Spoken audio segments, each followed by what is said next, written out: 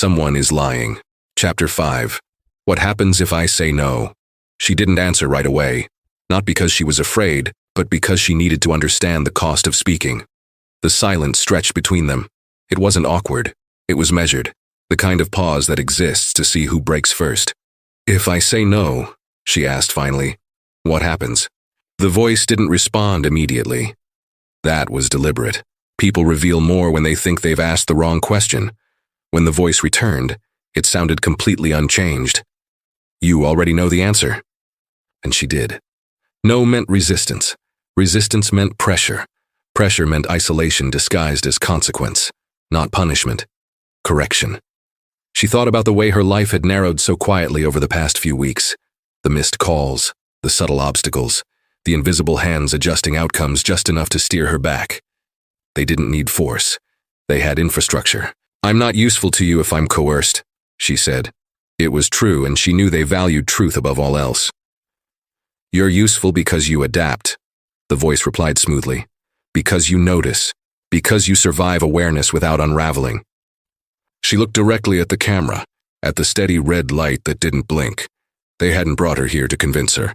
They'd brought her here to measure her response. Compliance wasn't the goal. Calibration was. What happens if I walk out? She asked. Another pause. Then we let you, the voice said, and we watch how long it takes before you realize you were safer inside the system than outside it. That was the threat. Not harm, exposure. The realization hit her slowly, then all at once. This wasn't recruitment, it was inevitability. They didn't select people to control them.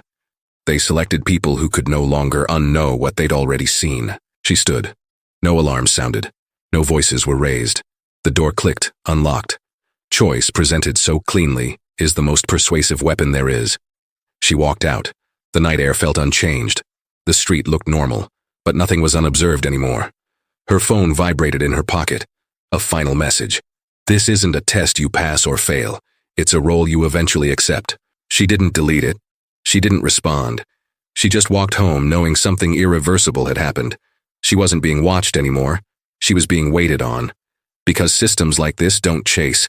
They let you live just long enough to realize you were never outside them at all. I hope you enjoyed this one. Previous chapters are available on my page. Join us on Monday where this story continues with part 2. They don't watch me anymore. Please follow or subscribe so you don't miss it.